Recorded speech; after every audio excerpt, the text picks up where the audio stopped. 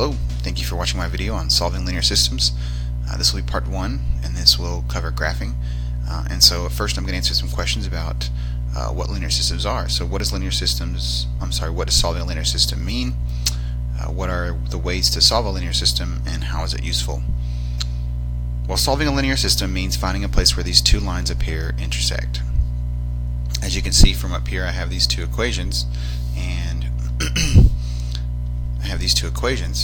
and each of these is some line on this graph. And so solving a linear system means finding the point at which they both cross. And so you ask, what are the ways we can solve a linear system? Well, there's several ways. There's actually three. One of them is by graphing, which we'll cover in this video. Another is algebraically through solving, and another is through elimination. And so in this video we will cover graphing, and last but not least, it's how is it useful. In a graphing situation, it might be pretty easy to see the intersections, but in a lot of other situations like supply and demand for economics, or maybe you're the doctor, you're trying to find the survival rate and the death rate of a drug, it may not be as easy to find on a graph. And so while graphing is useful for the simpler ones, we have to take into account algebra for the other ones. So I'm going to go ahead and get started, and let's see. First thing we have two equations, and so we're going to go ahead and start graphing them.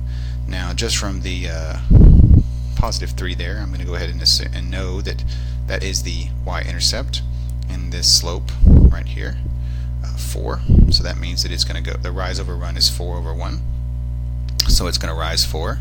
Well, if I rise too much, I'm going to fall off the graph here, and so I can just go down here and then over, and know that that is the same thing. So I go ahead and make myself a line. Okay, and then I'll go ahead and graph the other one. I will know that this is -2, and that's where it intersects that's the y-intercept, and it's got a slope of -x, which is -1 over 1. So that means that it's going to do kind of a downward, like this. And let's see if we can get this thing drawn.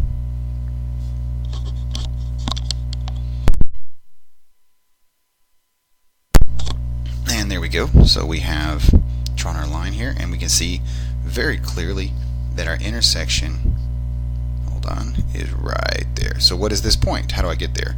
Well, -1, -1. And so this would be our point, our solution. So this is our solution. Now, when we're solving a linear system, it's important to remember that if this is a solution, it will work for both of these equations.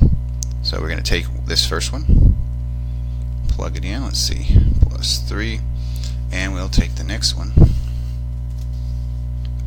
and see if it works. So what that means is that if we put this -1 in for the x, we should come out with -1 on the other end.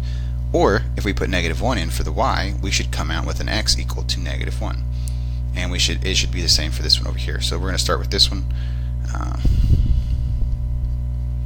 going to just go ahead and plug it in, and I'm going to see, sorry, it's not 1, it's 3. So you have 4 times -1, which is -4. You add 3, and -4 plus 3 equals -1. So if I did put -1 in, I get -1 out. Well, it should work for this one. So let's go over here. We have y equals negative, so we're going to put the x here, and then have -1 inside, -2. So negative, that's equal to a positive. Then we have -2, and that equals 1 minus 2 is -1. So if we did put -1 in here, we come out with -1. And so this solution checks out. That covers the first part 1 of solving linear systems.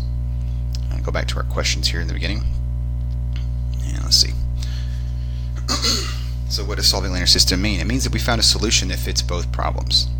As you can see, this solution here fits both. Both linear equations. What are the ways to solve a linear system? Well, we just looked at one, and it was graphing. How is it useful? The way right now that it was useful is that we can see a clear picture of two lines crossing, and we know exactly, we can see with our eyes that this is the point at which they intersect. I hope you enjoyed my video. Thank you for watching.